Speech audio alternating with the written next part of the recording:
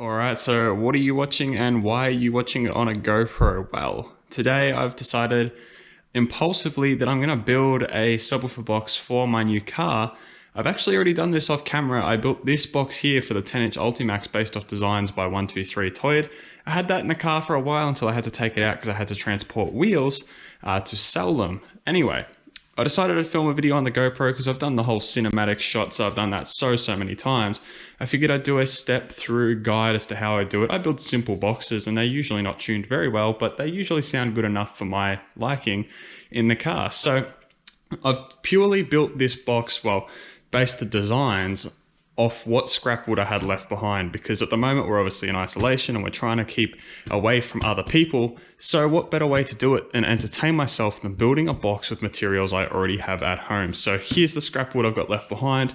This one's a 19mm, this one's 19mm, and the one below it is 17 millimeters. What we're going to be doing is building a slot, not a slot ported, a circle ported. This is out of the Cadence subwoofer. This port, it's a 4-inch port. It's 280 millimeters long. I'm going to put this directly in the front of the center of the box, and then I'm going to shoot this out the side to get a very deep, boomy, bassy response in the boot of the Audi. Hopefully that'll sound very good. So if we come over and take a look at the back of the Audi, I plan to stick it in this corner right here. Now, how am I going to do that?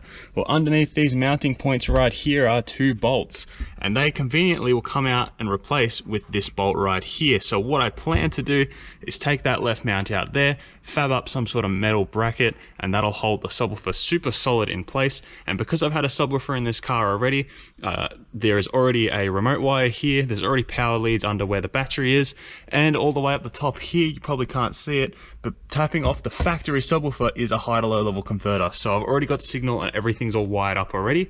All I literally need is the box and the amplifier to go right there. And then for the last step, to also keep the box super solid in place, I'll also put some Velcro on the bottom, which will stick it very solidly to the carpet. So I've now worked out my cut list based on how thick these pieces of wood are. Now it's time to take the table saw outside and cut all of these to size. Alright, so I now have the boards ripped down lengthways. These two are 400 millimeters, this one's 312 millimeters.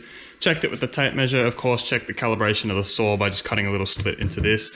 We're all perfect now, so these are the right size. Now it's time to move on to these second measurements. So we'll cut 2 lots of 320 millimeter out of the 19 sheet, 2 lots of 312 millimeter out of the 17 mil sheet, and then out of this sheet here, we'll cut 2 at 286 millimeters, and then we'll cut off another one at 280, and then we have to trim down this side this way, just another extra 12 millimeters, and that's going to give us all of our stuff, and we're going to be ready to start assembling the box pretty well straight away. It's very quick, very simple. That's why I like doing the box designs in the actual like square shape instead of putting angles in it. It's super easy to build and super easy to knock out, so quick. Anyone can do it as long as you have a table saw. It's so easy. All right, so I've now made all my cuts, and something you'll frequently see in my other videos is I like to label each piece of wood. It just makes sure I don't get any of them wrong. Obviously this piece and this piece look very similar. However, there's a 30 mil difference that way. So it just stops it from being able to be stuffed up when you're assembling the box and putting the wrong panel or gluing it to the wrong thing and majorly wasting time having to redo and recut panels. So doing it this way is like another way of measuring twice, cutting once, because you can guarantee that you're going to be fastening the right panel to the right place. One other thing I also like to do before I start to put the box together is just a quicker test assembly just like this, and that ensures that all of the panels are cut correctly. As you can see, we've got a little lip down here which is for the top panel, and then of course on the back everything is flush because butt joins, and the front panel is just sitting on front of the box. So super simple test like that. Now absolutely guarantees that the box is going to fit together. Now to build this, we're going to be using Titebond 2 and a brad nailer just for a quick, fast, easy, and super strong design. Now quickly, before we get started with that, we should double check the front because we don't want to be putting brad nails through here where the subwoofer goes, because we're going to have to route out a hole for that. So I'm going to mark out a spot where not to put brad nails, and as well as that, I'm going to be using this giant port here and slapping it in the side there. So we want to make sure we're not doing any brad nails here either, because we'll run into that again with the router when we cut our circle out. So there we have it. Another thing I also get a lot of questions about is why I do the X. That is to simply mark the center of the box because the router jig I use requires a center point to build the perfect, well, to cut the perfect circle, I put that in there. That's where I drill the hole for the router jig to sit in, and that's what cuts a perfect circle. I will be using that later. However, at the moment, I'm going to be recessing the subwoofer in so it sits super, super flush and looks really, really professional. And to do that, I'm going to have to take a bit of material out. And being that this is only 19 mil, I think the wood will be too thin for the subwoofer. If we look here, we have about a 10 millimeter lip on the subwoofer, and we take 10 mil off 19 mil, it's going to leave about that much material left. So I've got this here, which you'll notice says brace on the back. And what I'm going to do, I've got the hole marked here and the hole marked here. I'm going to drill a hole in that, put a screw through it, and line these up so that goes right in the center, pressed against the back of it. Then what I'm going to do is add a ton of wood glue, clamp that all together with a milling clamps like I always do, and then what that's going to do is increase the thickness behind the subwoofer where I'm going to step it down to mount that perfectly recessed. You'll see what I mean later in the video, but that's just one way to do it. The other way is to just double the thickness of this front baffle. However, I was already concerned with the overall size of the sub, so I think that's going to have to do it for now. So as you can see, I've drilled the hole in the front and put a little pin in it. I've also drilled a hole in the brace. What I'll do is use that little bit that pokes out there to line up the center of that, and then I'll measure the outsides to make sure it's sitting perfectly square with the piece of wood, put a bunch of clamps on it, let the glue dry, and then that will be perfectly thick enough for the subwoofer. And it'll also brace the box much, much better because of how much thicker the wood is just in that little space. So I've just marked out the back of the box here, basically where it's going to sit. So I'm now going to just fill this area with a layer of glue. So now I've got heaps of glue on there. The Type 2 is starting to get a little bit dry, but I'm just going to put a glove on, use two hands, probably a little bit easier, but just to spread it out much more evenly. I'm not too stressed about sanding down the surface because this being plywood is very porous already. So I'm going to continue smoothing it out like that with a glove. Just throw the glove out afterwards. Super, super simple. And yeah, we'll then mount that to that and clamp it like I've said 4 times now. So here we have the panel all glued up and clamped together. Now, as you can see, I've used these non-marking plastic clamps for the outside and the really big, strong metal ones for the inside. Now, when you're using these, make sure you're aware that these will damage the surface. I've used these around the outside because this is what's going to remain. This center bit here where these clamps are that will be damaging it is going to be cut out for the speaker hole. So not concerned about that. We can see how much clamping force there is because there is glue oozing out the front and the back of this brace, right where that center point is. We'll have to re-drill that once the glue dries because that's where the router is going to go to cut our circle, but that's our faceplate done. We can't use brad nails for this because we're going to have to run the router through it, so that's basically what we can do for now. I'll probably just let this sit overnight and cut this tomorrow, but what we can do tonight is assemble the rest of the box. Before we get to assembling the box though, I want to mark out the hole for the port. Now, one thing to take into consideration is the port versus the depth of the woofer. I'll just quickly demonstrate now how I've accounted for that, but what you'll see is as well as the amount of room that is left, there's also the amount of room on this, less the amount of the thickness of the baffle. It sounds complicated, but it makes pure sense. You'll see what I mean. So what you're looking at right now is technically the side, and the subwoofer will be here. And as you can see, the magnet does get relatively close, and right about there is where the subwoofer will sit, because we have to remember that there is the faceplate that'll go on top of here, but we have to less the thickness of this off the faceplate. So the woofer will sit about here. That's ample room to the port on the back, and the sub box is about that wide. So yes, heaps of room, heaps of breathing room for the port, heaps of room behind the subwoofer in terms of clearance.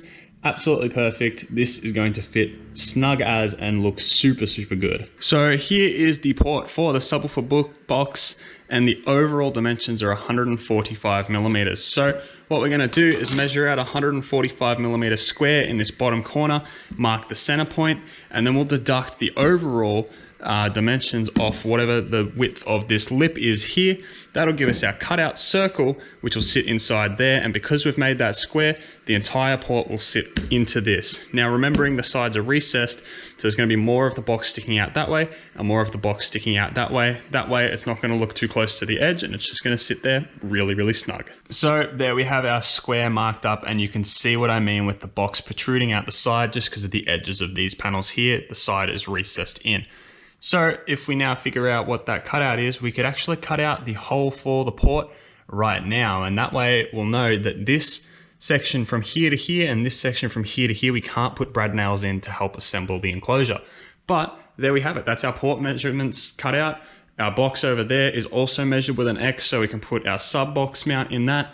And all we need is our router our router jig over here, our Jasper circle jig, to cut that. Now I apologize for the lighting. Whenever I turn the lights on in the garage, the GoPro starts flickering really poorly.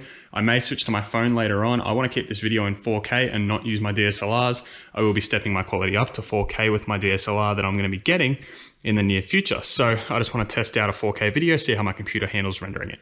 Nonetheless though, we'll cut that hole out now. So here's the lip on the back of the port. And if we turn it over, we can see that it is approximately 11 millimeters. So 145 minus 11 millimeters times 2 is 123 millimeters is our cutout diameter for this port. Now I'm going to convert that to inches and take that over to the circle jig to cut that out right in there. So very easily, just using a tape measure and looking at where it lines up with the inches, I've come to the conclusion that it's 4 inches and 7/8 that I need to cut out for this port here. So what I like to do before I go and ruin the entire enclosure by stuffing something up is cut it in a test piece of wood first to see how the fit is, if it's too big, if it's too tight, and that way we can base our next measurement off that. So I'm gonna go cut a 4 inch and 7/8 hole into another piece of wood and see how the port fits in it. So here we have our test hole. Let's test fit this in. Look at that, that is absolutely perfect. Now we'll do it from backwards so you can see how tight the tolerances are. Yeah, that is absolutely perfect all the way around. There we go, 4 inches and 7/8 of an inch. Perfect cutout size. Let's go cut that out on the plywood. So there we have our test fit of the port in the actual side panel. As you can see, there's about 2 or 3 mil left over, but that's going to be heaps more once we add it to that. So it won't look out of place. It won't look too close to the edge. It'll just look like a giant port hanging out the side of the sub box. How am I going to secure this in? I can see that being a question asked. Most likely just hot glue, because that's pretty much what the manufacturers use, as seen by the previous hot glue on the port. And that'll do it. So here we have a semi-test build of the sub box. Of course, nothing is secured just yet. We can see there's ample room behind the port there for air to get in. There's ample depth here for the subwoofer to mount in there. Perfect. We're starting to come along with the box, and it's starting to actually get to a stage where it's coming along nicely. So what we're going to do now that we've got that port done and that hole cut, we're going to build the outside frame here with the bottom, the top, and the sides. We're going to put brad nails in, glue them all together in the opposite order. Then we're going to make sure this dries square by clamping a square inside of the enclosure, and then we'll let that sit for a little bit and then fasten the back panel on. That's pretty much this done. Then all we need to do is cut the hole in the front panel there, mount that in. It's pretty simple. Like these sort of subwoofer boxes, when you keep them square like this, or rectangle, but when you're not putting angles in it and whatnot, it is super, super simple to knock these out. Anyone can do it with basic tools, and the end result is absolutely awesome. So yeah, that's the next step. We're going to fasten these panels now. If only I could just fasten it right now whilst everything's in place. That would make everything so much easier. But yes, we're going to have to pull all this apart, put glue in, brad nails, perfect. But yes, this gives you an overall size of the box. This is a 10-inch sub box, relatively big ported enclosure, relatively long port, quite big, won't give me port knives with the Ultimax. Should be mint. I might even go as far as to try and get an angled 45 in this corner here just to help with a bit of aerodynamics, trying to flow it into the port. But we'll see how we go. That's just going to be overcomplicating what is supposed to be a tutorial for a very simple box build. So here we have the box entirely brad nailed up, and I'm just about to check to see how square it is. But I've just put 5 brad nails in each side. As you can see, I've missed the port area here, which is mint. We have 5 brad nails. They're all 50 mil or 2-inch brad nails. And as you can see, this is solid as for having no cross bracing, and the glue's only been there for 5 whole minutes. So that's hardly doing anything. It just goes to show how much of a difference just having the brad nails makes in terms of, 1, ease of putting it together like this, and 2, it does actually add a fair amount of strength. Not that you'll need it once the glue dries, but just right now in this sort of stage here where I'm still building it, this is absolutely awesome. So what I'm going to do, I've got to decide what terminal cup I'm going to use in the back here. I'm going to have to drill a hole out for the terminal cup, which is going to have to go in the back left corner so it doesn't get in the way of the port. And then once I've done that, we'll mount the back on, make sure it's all square, and then we're basically ready to drill or route the hole in the faceplate. mint. This is really coming along really quickly. All right, so as you can probably tell by the video quality, I'm starting to run out of light. So I think this is pretty much where I'm going to call it for tonight's video work. What I've just done is cut out the hole in the back panel here for the terminal cup. Again, this mounts like this. So this is in the corner down there, which is not where the port is. Keeps it out of the way. That'll plug into the back of the subwoofer. Then I'll have a jumper lead going to the other voice coil, 2 ohm voice coil on both sides. It'll go down to 1 ohm for the car audio amplifier. More than enough power. The amp is rated 3 times the RMS power of the sub. Gonna get clean signal the whole entire time. And it's not gonna be powerful enough to take a toll on the car's electrical system. But what I'm going to do tonight, fasten this onto the back with brad nails and glue. Again, likewise with the entire rest of the box so far. And then I'm going to call it quits there. So that's what I'm about to do. Running out of light. I'll see you tomorrow when we start to cut the holes out for the subwoofer and mounting that in. And then once that's all done, we'll sand the enclosure down and we'll get it ready for paint. So this right here is one of the factory toe straps in the boot that you can fasten down things in the boot with. I'm going to recreate this in the mild steel here and drill the holes in the same spot and weld up 2 brackets which will fasten to the side of the subwoofer box. So whilst I'm waiting for the wood glue to dry, I'm going to come out the backyard here now and I'm going to cut this out and start angle grinding it so that it'll fit exactly the same size as this piece, and then I can get ready to drill the holes in it and start fabricating up a bracket which will be what will hold the subwoofer in position in the boot of the car. Alright, so it's now the next day and as you can see I've started to make more progress on the box. This part of the box is fully built, fully assembled, and yeah, that's perfect. Today what we're going to be doing is drilling the hole for the woofer.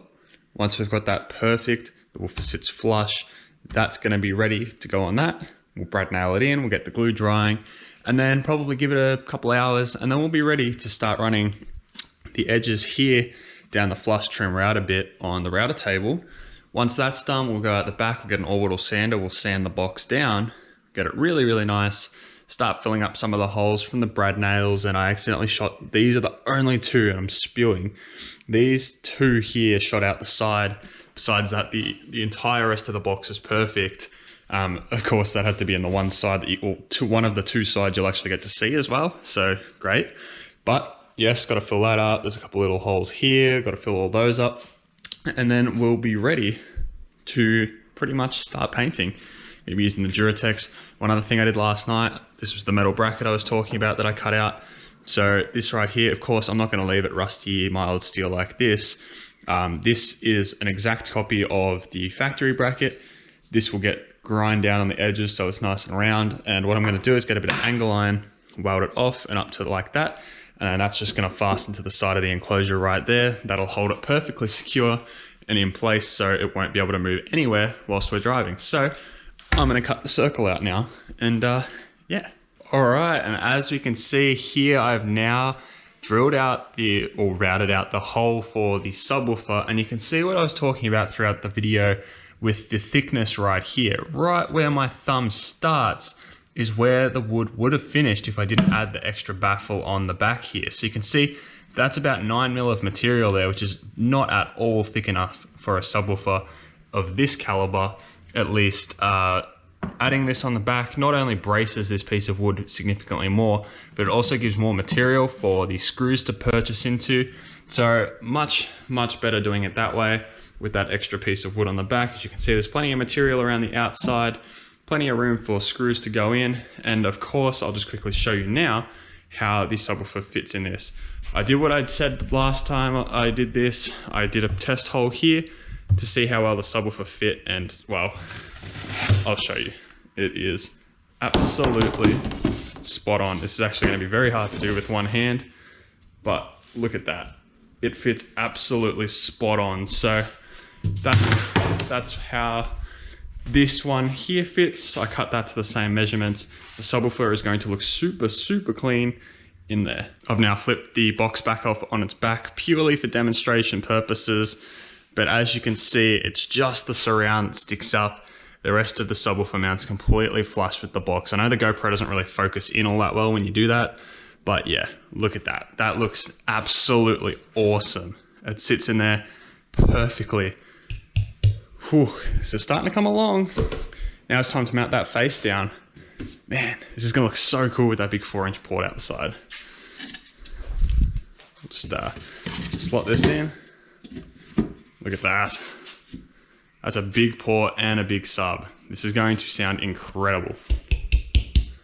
All right, so I've now got the face on there and a bunch of brad nails in it. I've also added some extra clamps just because there was 2 places. It was that one and that one over there that had a slight like 1 millimeter gap, and I just used the clamps to get them really tight down there. Thought I'd add a few more if I'm gonna have it clamped up anyway. So I'm letting it sit like this. I'll give this an hour or 2 to dry like that. I think the clamping time on the tight bond is only like 20 minutes or something. 30 minutes, I can see it just there. So I'll give it an hour or 2 just to make sure. In the meantime, we're gonna focus on the metal bracket here. So let's wheel out the cut-off saw and cut up. I'm gonna use a bit of angle iron and it's gonna go between here, and I'll just run a bead of weld around it and under the bottom here, and then this will be what fastens it to the chassis of the car, which will keep this box super well in place. Nice. I also shortened these screws and found some matching washers. So yeah, sweet, let's do that. All right, so the box has now been sitting for about an hour, and I've started to work on the bracket here. Now this doesn't really look like much at the moment and it's pretty ugly. However, please keep in mind, it's going to be sanded right back and painted gloss black. So you're not going to be able to see this rusty, mild steel surface. But basically this plate here, I've said this a few times, is the same as the OEM mounts in the boot. Then this little bit here needs to come out to about there. That's going to have holes drilled in it, which are going to go into the box. And then I'm just going to weld it down here. So there'll be 2 holes in this, bang straight into the side of the box. Big blob of weld around the bottom and across the thing there. That'll be super overly engineered, super strong to hold the box in position. And then yeah, this will go in the boot and be fastened to that, which will be fastened to the car. Now this has sit for long enough, so my next step is to get this right. However, I have to put this in the boot of the car to get the measurements right. But before I do that, I'm gonna quickly run it over on a flush trim router bit just to take the edges off so it's looking absolutely perfect. Then once I've done that, I'm gonna weld that, let the glue sit a little bit longer, and then once the glue sit a little bit longer, I'll take it out the back, hit it with the orbital sander. So perfect, got a little bit of a plan, that's what's gonna happen. And then once I've hit it with the sander, I'll put some fine filler in all of the holes. So there we go, all of the edges are practically perfect, and just my luck, the last corner I did chipped out. So when that happens, what I always do is you can find the chip on the ground, perfect, put the chip back on, fill it with some glue, and then just tape it on like this. And what I won't touch this again with the router table, but when I hit this with the orbital, if that's dry, that'll be perfectly strong enough. That'll just give that material back there, and it'll turn up mint. We won't even know. So what I'm gonna do now is just check the bottom. There's no running glue on that. I'm gonna go test fit this in the boot, take my measurements for that, let this sit for a while. I'm gonna have to let it sit for longer than I originally intended because of this now, and then we'll get to orbital sanding this. But in the meantime, let's work on this bracket. So here's another test fit of the subwoofer in the boot. And as you can see, the bracket is down there. And I'm just about to mark where I need to weld, and that's how it's gonna mount in the car with just that bracket there. If I have room, I'm gonna squeeze the amp in that gap as well. But that just gives you an idea as to how it's gonna look once it's done. That's where it's gonna sit. That's how much real estate it's gonna take up. This is going to be very clean and very solid with that there. So even just mounting it by that side, right, the box you would think could twist this way. But to pull forward this way, like if I was to launch control the car and the transfer of momentum was to pull it this way, if this side were to pull this way, it would mean this side would need to go back, but because it's pressed against the back, it can't do that. So just that little bracket is very, very solid. So that is going to do the job absolutely perfectly. So we're now all positioned up in the vise, and I've checked it with a square to make sure that this is perfectly square. We're all good now, so we'll hook up the welder and just put a tack probably right there and a tack over this side. Then we'll be right to take the clamp off and weld this thing solid. All right, and here we are with the box all sanded down. As you can see, all these joins are very, very smooth. Now what I'm gonna do is go around the box with a fine filler and fill in all of the holes. And I'm gonna be really, really specific with this. Even little nicks in the wood, just like the one there. There's a little bit in the side of the ply there. Some of these little bits of chip out. All of that needs filler. That's how you get the perfect result. If you don't feel that, you'll still see it in the end result, even with the really thick Duratex if you look hard enough. That is one thing though, is the Duratex paint that I normally use is much more forgiving with marks like that. It does cover them a lot better than say if you went satin black. However, you'll still see it, so I always make the extra effort to fill in these sorts of holes, especially these ones from the brad nails and these two here where the brad nail came out the side. You really want to make sure you get all those perfect. Once that's done, I'll sand it down by hand with a block. That way I'm not digging in at all. And with that block as well, I'll take the edge off. Right now it's very, very sharp because it's just been done with the orbital. And I'll just give that a few passes with the block sand. That way it'll just make it a very nice edge and it won't be cutting your fingers like it is now. If I went like that really quick, I'd probably cut my hand open. So, yep, very, very happy with that. Right now as well, the metal bracket is welded together and is outside drying. I'm just painting that gloss black. So, perfect. Let's put some filler in this, let it cure, and then we'll hand sand that back down. All right, so I've now got the box all filled up, and a little trick is to use a car jack like this to support it, so that way I have filler drying on the front and the whole entire box, all 6 sides at once, with filler covering every single imperfection I could possibly see, including in some cases a lot of the knots in the grain. That's perfect. I'm now just gonna let this sit for a few hours to cure, and then yeah, like I said, come out with a block sander and just sand the whole thing down. As well as that, the metal mounting bracket that I've been fabricating is now drying with its 3rd coat of paint on it. I'll probably do 1 or 2 more. I've had to do both sides separately because I can't exactly paint the whole thing at once. But yeah, that's basically, I'm painting that to stop it from rusting and just to make it look a little bit better. But yeah, this obviously we're doing all these imperfections, getting rid of all of them, so the box looks absolutely perfect when it's done. And yeah, so next up we will sand down the filler. This is just a paste wood filler. Sometimes you can get bog and stuff like that, but often it's not perfect for this because it's either too thick or it's got like a grainy material which doesn't really go into like the small brad nail holes as well as this pasty one does. But yeah, there we have it. That's all ready to go. So we're just gonna let this sit for a while and then it'll come out pretty damn perfect. All right, so I've now switched to my phone, so apologies for the shaky footage. I just want to film at nighttime. I got the fire going as seen in the background there. And what I'm about to do is paint the first coat on the Duratex on the speaker box. So just quickly going to go over it. My Duratex is starting to go off, and I'm trying to hold my phone as stable as possible here. But my Duratex is starting to go off, so one way to combat that is to add a little bit of water, and I'm starting to get chunks inside of the paint. So I'm going to strain it out into this container right here before putting it in the pan over here to paint the box. Not only does this help with getting the chunks out and making it be able to strain through this, this also thins it out slightly, which means I can still get more surface area coverage than without it. As soon as I am starting to run out, I want to make sure I've got enough for 2 solid coats to do that box over there. So all sweet. I'm going to pour that into there, pour it into over there once it's strained, and then paint a coat on the box with my textured roller. So we can see now with the Duratex straining through all of these little lumps in the paint. Now that of course could have ended up on the enclosure, but thanks to this mesh right here, it's all stuck there. Once you remove the mesh, all of the paint that is in there is only going to have lumps as big as these holes in this, which is pretty well less sizable than the texture the roller leaves. This is the roller I use. It's a very textured, heavy duty, heavy nap roller it's called. And what I'll do is apply that on here very, very liberally. I'm going to aim to do actually 1 coat, a very thick coat, and let it sit overnight. And likewise with the filler, if I paint the face, turn it upside down like this, it means I can do it all in one go and I don't have to wait to do another side once the paint's dry. So we're all set to go.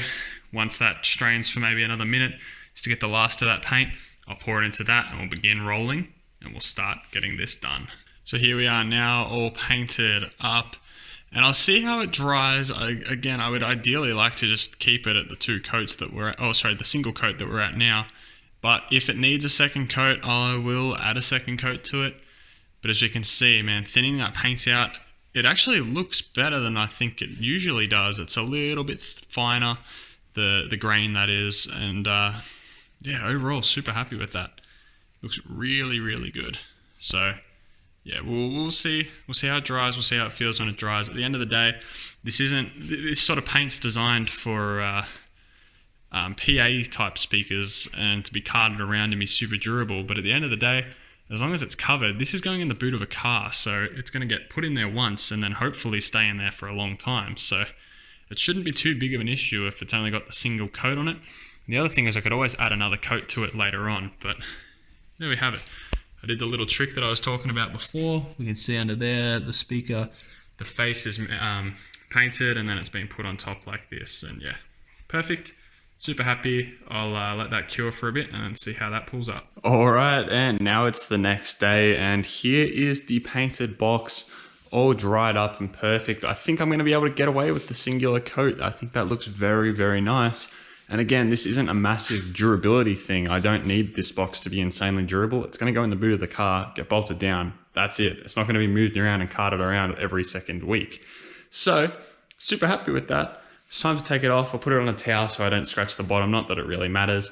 And then what we'll do, put the drivers in it, wire the speaker up, the subwoofer up, put the port in, we'll get it ready. We'll put it in the car, which I completely wired up last night and didn't film any of it because that is a tedious process, especially when you drop the one bolt behind the seats and then you can't get the seats. Anyway, that's a whole different story. What we're gonna do though, put all the components in the box, get ready to put this in the car, and then we'll mount the bracket in, mark out where the holes need to be, pull the box back out, drill the screws into the box with the bracket, then put the sub box back in. That's it. This should take no longer than 30 minutes, touch wood.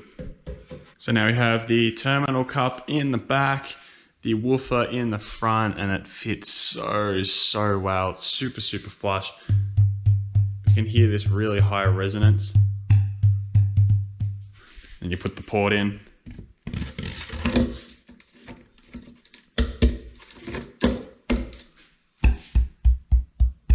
Drops that right down. So don't hit your sub like that, by the way. I'm waiting now for the hot glue gun to heat up, and then I'm going to put a bead of hot glue around it, bang it in. Beautiful, ready to go in the car. So please ignore how dirty the boot of my car is. I'm yet to vacuum it. I know it's going to blow a bunch of sawdust out of the port, but here we are with the final install. The only other thing I want to do is hide these back wires a little bit more and replace these RCA cables, but that'll come in the near future. At the moment, this system is working absolutely perfectly, and this sub sounds amazing, especially with that giant port. It's hitting down to the high 20s in the boot here. I just went for an hour-and-a-half drive, and as you can see, the sub hasn't moved at all, so my bracket down there has worked perfectly. Super, super happy with this. Very, very good. If you guys have enjoyed this video, make sure you chuck a like on it. Subscribe to my channel if you haven't already, because in the next video will be a demo of this subwoofer working its butt off. So if you're interested in that, stick around because that'll be next. Hope you've enjoyed, and I'll see you guys in that video.